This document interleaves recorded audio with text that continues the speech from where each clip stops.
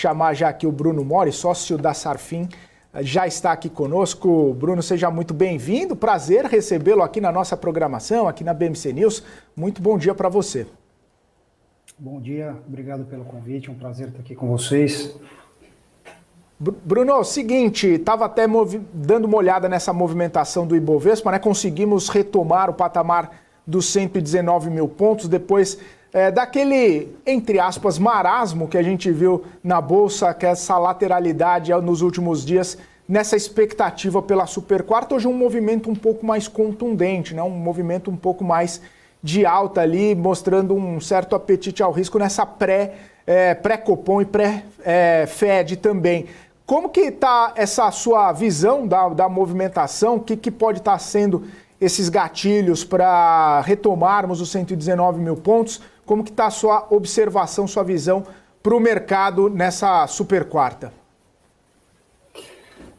Bom, e a gente veio de um mês de relativa realização de lucros, né? O mês de agosto, depois de alguns meses das ações subindo com um pouco mais de força, mês de agosto com temas relacionados ao ambiente fiscal interno, a gente viu uma desvalorização, um movimento natural de correção dos preços das ações, e aí a expectativa que o mercado já tem desde o começo do ano, desse ciclo de queda de juros, que começou de uma forma acho que adequada, né? 0,5% de queda para a economia brasileira é razoável.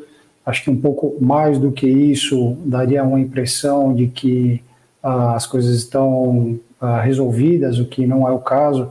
O Brasil ainda tem a questão fiscal ainda difícil de ser endereçada corretamente. Esse ano existe uma licença para um gasto excepcional, mas o ano que vem é um problema ainda a ser resolvido.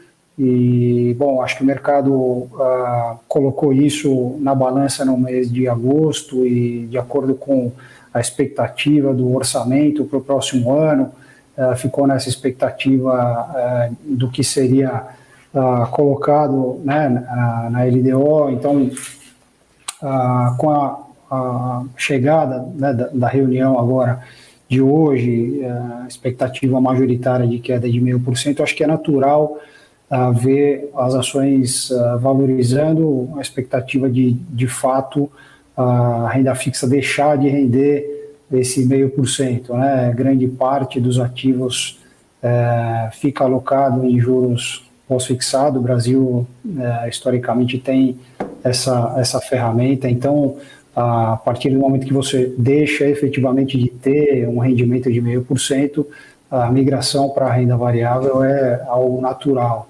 Então, a gente tem ainda mais duas reuniões do Copom ainda esse ano. A expectativa é de que, com a volatilidade normal do mercado, a gente veja o índice e as ações, de uma forma geral, continuar valorizando até o fim do ano.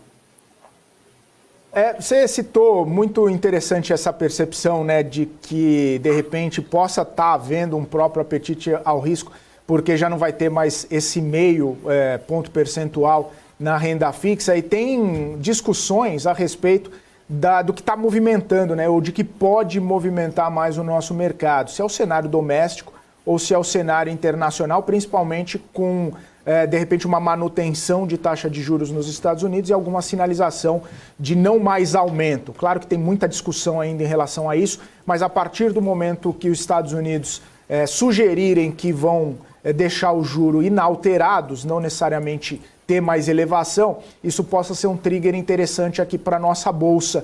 Você tem essa opinião? Você vê que a gente possa ter esse gatilho importante e levando o mercado mais para cima ainda, depois, né, de termos essa percepção com esse driver, com esse gatilho internacional?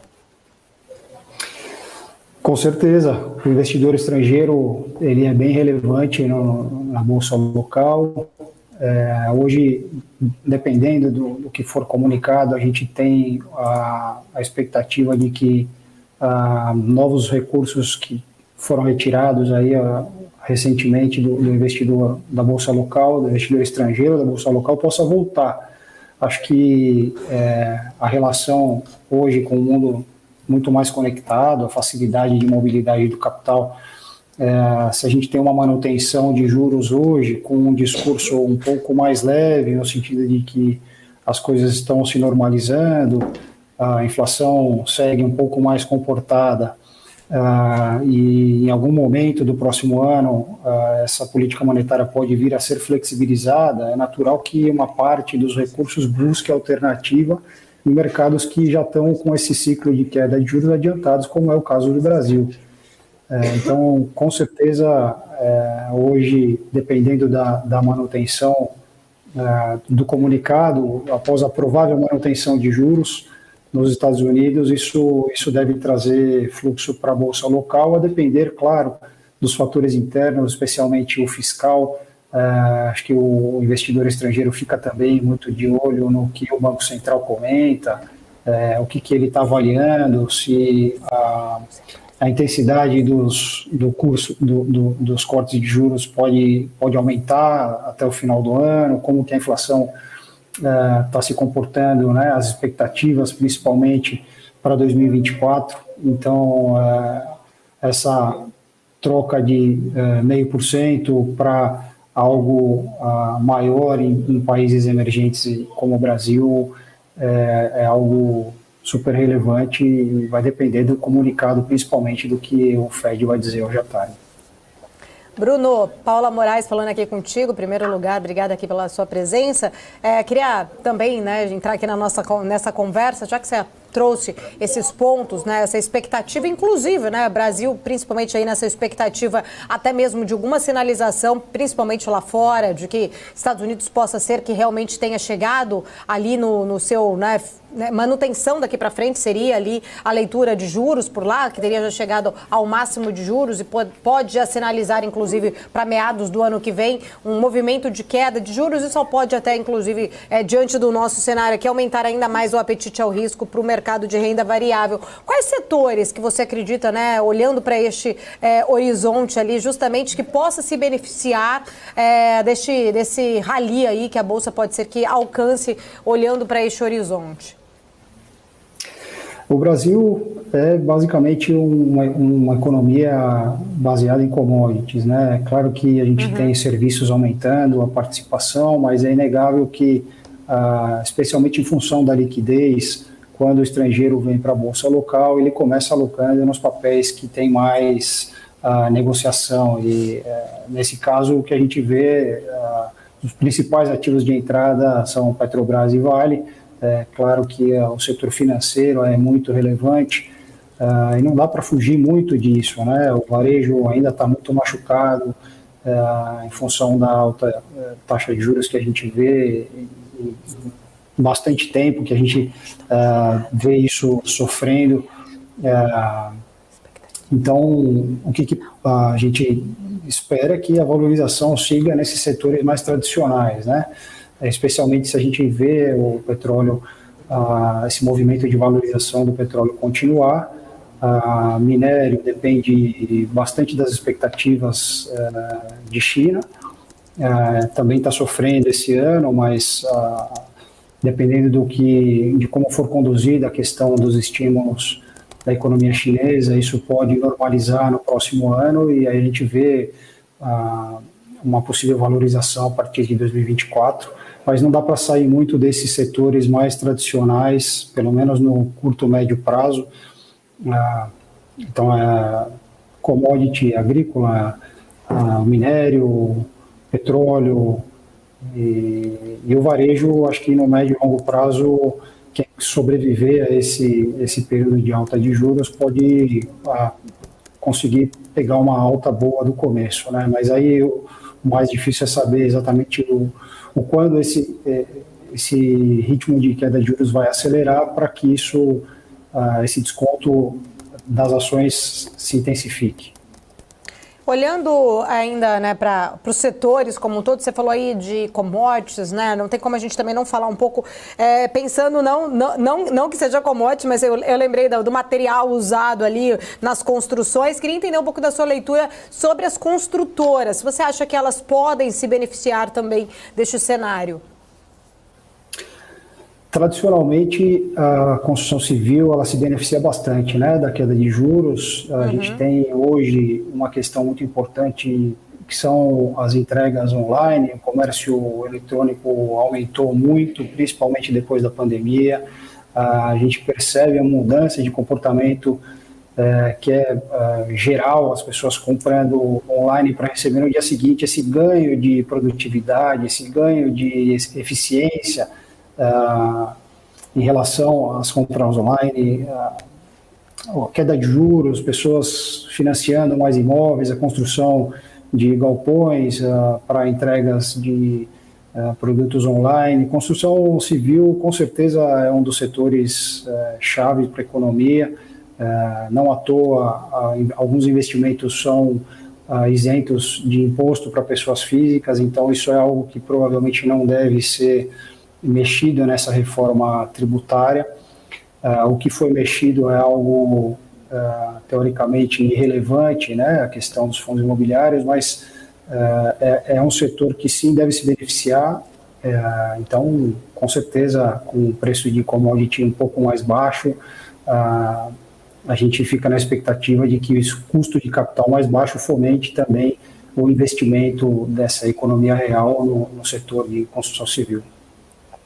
Já que você falou, né, aí sobre questão agora há pouco, né, a gente estava falando de commodities, você falou de petróleo, minério, né, de toda essa questão, inclusive, da China, que, né, os dados, inclusive, aí de China recentes, esses últimos, inclusive, trouxeram, acho que um sinal ali até de uma melhoria, inclusive, na economia chinesa, mas ainda assim, ainda é um ponto, né, que traz ainda muita, talvez, tensão ou preocupação para muitos investidores. Será que, de fato, né, a China vai conseguir, né, trazer este crescimento que se espera? E ainda assim a gente vê algumas visões contraditórias quando se pensa em China, mas a gente tem visto um movimento muito grande, inclusive, de minério, né, especificamente, o petróleo por outros motivos, mas sim, petróleo ali nas máximas, inclusive, né, olhando para os últimos dias ali, alcançando essas máximas. Como que você vê, de fato, né, essa questão toda, especificamente de China, com esses impactos para essas principais commodities que tem peso importante aqui para o nosso índice?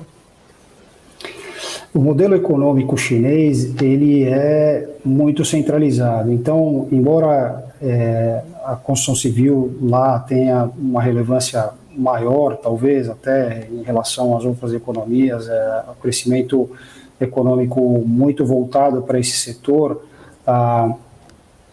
Recentemente teve uma construtora que teve problema e o governo conseguiu acudi-la, e é muito provável que isso, no caso de que a outra construtora agora venha a ter problemas mais sérios, que o governo intervenha, porque esse é o modelo econômico adotado nesse país.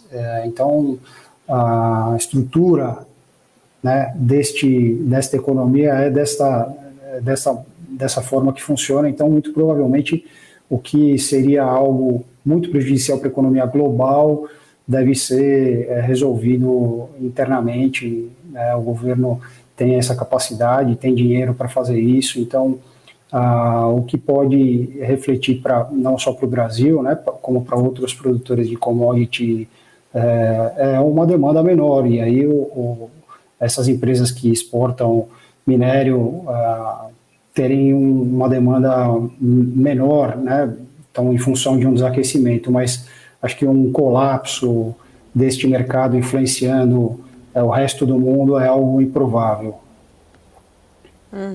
Inclusive, Bruno, voltando aqui um pouco mais para o nosso cenário, né, de hoje, especificamente, com essa expectativa sobre decisão do Banco Central, a gente acabou puxando ele para trazer os impactos que isso pode, de fato, acabar trazendo, né, para o mercado de renda variável aqui, mas eu queria entender um pouco também da sua leitura sobre este cenário econômico nosso, né?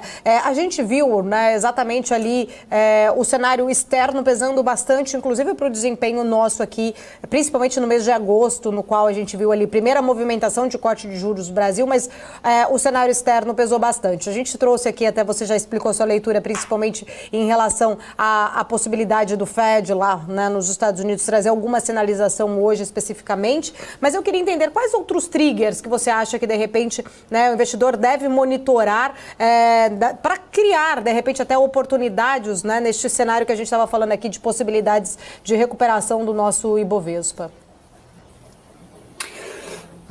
A gente fala muito de Estados Unidos, né, que é uma economia muito mais próxima e culturalmente somos muito mais ligados, né, a esse país, essa economia. É importante não deixar de lado a economia europeia, né?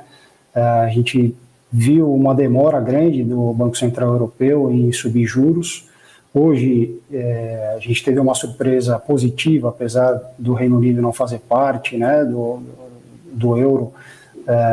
A gente vê que é o mesmo ambiente, é uma cultura que está ligada, então o que é importante ficar atento é também aos dados econômicos da Europa para entender até que momento essa alta de juros vai permanecer.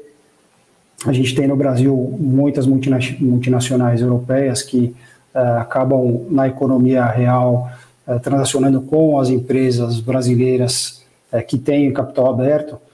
Então é importante ficar atento a esse processo de desinflação. A questão da guerra Rússia-Ucrânia, uma vez isso resolvido, é possível, provável inclusive, que a gente veja uma ajuda no controle de preços, visto que uma parte do problema está relacionado à energia, que é um tema, pelo menos pela Europa, afetado diretamente aí pela guerra da Rússia e Ucrânia. A alimentação, que também bate muito forte na inflação ao consumidor.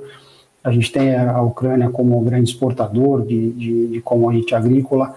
Então, a resolução deste tema, a esperança, a expectativa de que isso se resolva, pode realmente trazer ganhos para a economia nesse sentido, de que a inflação poderia